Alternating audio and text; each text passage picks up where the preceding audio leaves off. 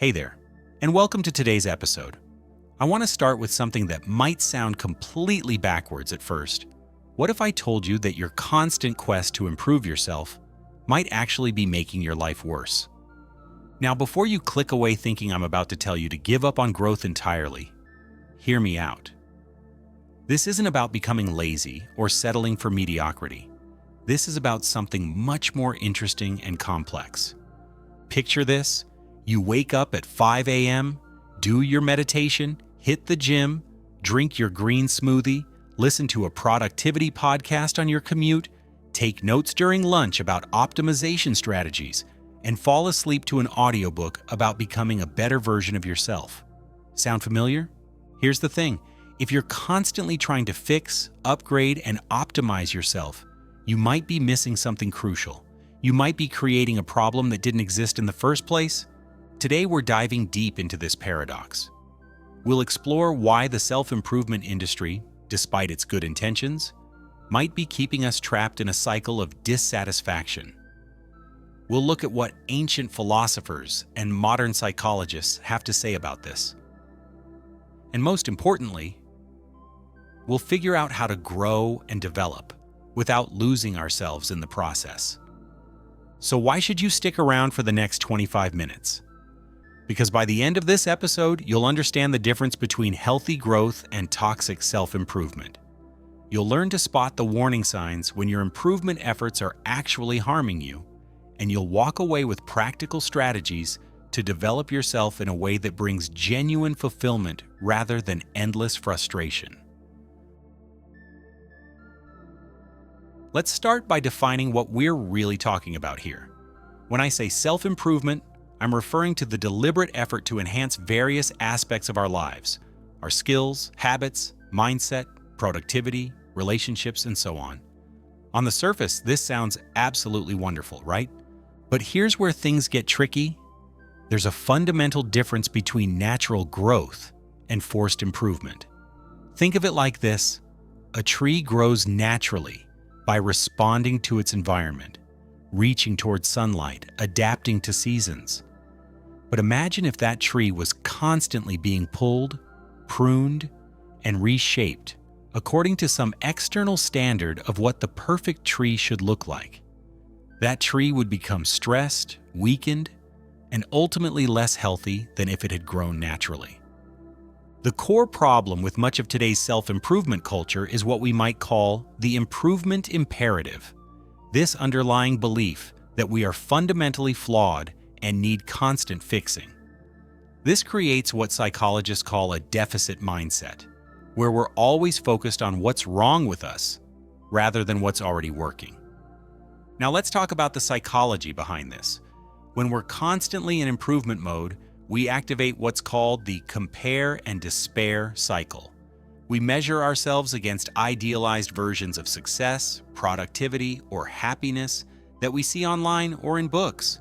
This triggers our brain's threat detection system, making us feel like we're in constant danger of not being good enough. Here's another key concept: improvement addiction. Just like any addiction, it provides temporary relief and a sense of progress, but ultimately requires more and more to achieve the same feeling of satisfaction. You finish one course, so you need another. You master one habit, so you need to optimize another. The goalpost keeps moving, and the finish line never actually arrives. There's also something called the paradox of choice that plays into this. When we believe we can improve everything about ourselves, we become paralyzed by infinite options. Should I work on my morning routine, my communication skills, my fitness, my productivity system? This abundance of improvement possibilities can actually decrease our well-being rather than enhance it. But perhaps most importantly, we need to understand the difference between being and becoming. Healthy development involves a balance between accepting who you are right now and growing into who you might become. Toxic self-improvement rejects the present self entirely in favor of some future ideal version. Think about a friend who's constantly talking about their next transformation, their new system, their latest insight about how they're going to finally get their life together. Notice how they never seem to arrive at contentment? That's because they're treating themselves like a problem to be solved rather than a person to be understood and nurtured. Now that we understand the problem, let's look at what some brilliant minds throughout history have said about this dilemma. Because believe it or not, humans have been struggling with this balance between self-acceptance and self-improvement for thousands of years. Let's start with the ancient Greeks. Aristotle had this concept called eudaimonia, which is often translated as happiness, but it's actually much deeper than that. It means flourishing or living well. According to Aristotle, eudaimonia isn't something you achieve through constant self-optimization. Instead, it emerges from living in accordance with your virtues and nature. He believed that trying to force yourself into an artificial mold would actually prevent you from flourishing. The Stoic philosophers like Marcus Aurelius and Epictetus had an interesting take on this too. They practiced what we might call practical wisdom, focusing on what they could control while accepting what they couldn't. Marcus Aurelius wrote in his personal journal, which became Meditations, not about becoming a different person, but about understanding and working with his existing nature more skillfully. Now let's jump forward to Eastern philosophy. Buddhism has this beautiful concept of beginner's mind, or shoshin. It's the idea that approaching life with openness and eagerness, free from preconceptions, is more valuable than constantly trying to perfect yourself. The Buddhist approach suggests that suffering often comes from our resistance to what is, including our resistance to our current selves. The Taoist tradition gives us another valuable perspective through the concept of Wu Wei, which means effortless action or going with the flow. Taoists believe that forcing change often creates more problems than it solves. Instead, they advocate for understanding natural patterns and working with them rather than against them. Moving into more recent times, Carl Jung, the famous psychologist, warned against what he called the persona trap. He observed that people often become so focused on crafting an ideal version of themselves that they lose touch with their authentic self. Jung believed that individuation, becoming who you truly are, was more important than self-improvement in the conventional sense. Abraham Maslow, who created the famous hierarchy of needs, actually revised his theory later in life. He initially suggested that self-actualization was the highest human need, but he later added self-transcendence, the recognition that constantly focusing on the self, even in the name of improvement, could become a limitation. Here's where it gets really interesting. Modern research in positive psychology has started to validate what these ancient philosophers intuited. Studies show that people who practice self-compassion, treating themselves with the same kindness they'd show a good friend, actually achieve their goals more effectively than those who constantly criticize and try to improve themselves. There's also fascinating research on what's called the hedonic treadmill. This shows that external improvements in our lives, better habits, more productivity, even more skills, don't actually lead to lasting increases in well-being. We adapt to positive changes quickly, then need even more improvement to feel good about ourselves. So what's the alternative these thinkers and researchers point us toward? It's not giving up on growth, but rather approaching development from a place of curiosity and self-compassion rather than self-rejection. It's about asking, how can I understand myself better, rather than how can I fix myself? All right, so we've identified the problem and looked at some wise perspectives on it. But how do we actually apply this in our daily lives? How do we find that sweet spot between healthy growth and toxic self-improvement? Let's start with what I call the foundation check. Before you embark on any new improvement project, ask yourself these 3 questions. First, am I doing this because I genuinely want to explore this area of my life or because I feel like I should? Second, am I approaching this from curiosity and self-compassion or from criticism and dissatisfaction? And third, am I okay with who I am right now, even as I explore who I might become? Here's a practical framework I found helpful. Instead of thinking about self-improvement, think about self-exploration. Rather than asking, what's wrong with me that I need to fix? Ask, what would I like to understand better about myself? This subtle shift in language creates a completely different relationship with change. Let's talk about the good enough principle. This doesn't mean settling for mediocrity. It means recognizing when something is working well enough that constant optimization becomes counterproductive. For example, if your current morning routine leaves you feeling energized and ready for the day, you don't need to constantly tweak it just because you saw someone else's perfect morning routine online. Another powerful approach is what I call seasonal development. Just like nature has seasons, so do we. There are times when it's natural to focus on growth and learning, and times when it's important to rest, integrate, and simply be. Fighting against these natural rhythms by trying to improve constantly is like trying to make a tree grow in winter. Here's something practical you can try right now for the next week. Instead of asking, how can I improve today? Try asking, what do I want to pay attention to today? This shifts you from a fixing mindset to a curious, observational mindset. You might notice things about yourself that you never saw when you were busy trying to change them. Let's also talk about the importance of intrinsic versus extrinsic motivation. Healthy development comes from internal desires, genuine curiosity, values alignment, personal satisfaction. Toxic self-improvement often comes from external pressures, social media comparisons, societal expectations, fear of judgment. Before starting any new development practice, spend some time identifying which type of motivation is driving you. One of the most practical tools I can share is the one thing approach. Instead of trying to optimize multiple areas of your life simultaneously, choose one area that genuinely excites your curiosity and explore it deeply. This prevents the scattered, overwhelming feeling that comes from trying to improve everything at once. Here's another key practice: regular check-ins with yourself.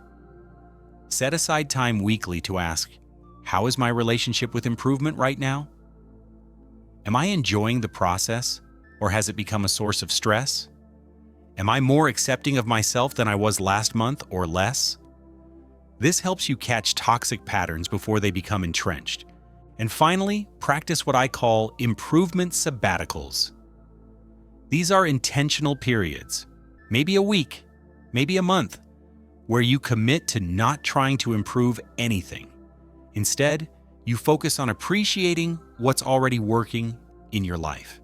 This isn't being lazy, it's allowing yourself to experience contentment with who you are right now.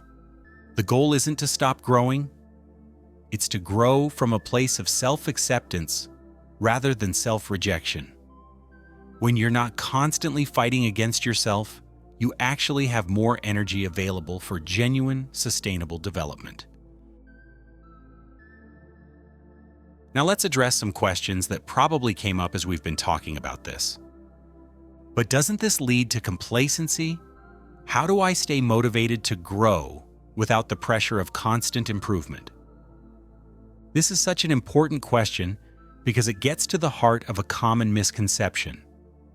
There's a big difference between complacency and contentment. Complacency is settling out of fear or laziness. Contentment is a stable foundation from which genuine growth can occur. Think about the most inspiring people you know. Are they constantly stressed about improving themselves, or do they seem to grow naturally from a place of curiosity and joy? When you're not using up all your mental energy fighting against yourself, you actually have more resources available for authentic development. What if I have real problems that need fixing? Isn't some self-criticism necessary? Absolutely, and this is where discernment comes in. There's a difference between acknowledging areas where you'd like to grow and believing that you're fundamentally flawed. If you're struggling with something that's genuinely impacting your well-being or relationships, address it. But do so from a place of self-compassion, not self-attack.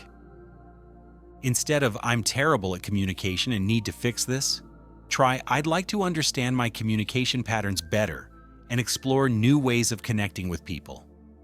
The outcome might be similar, but the internal experience is completely different.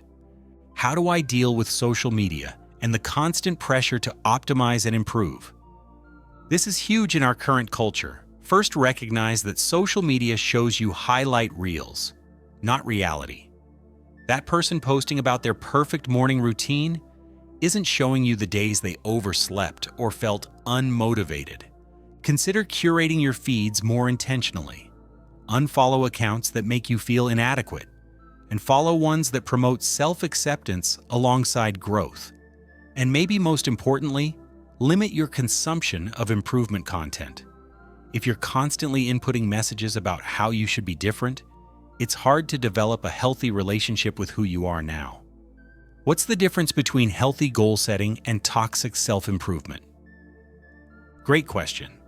Healthy goals emerge from your values and genuine interests.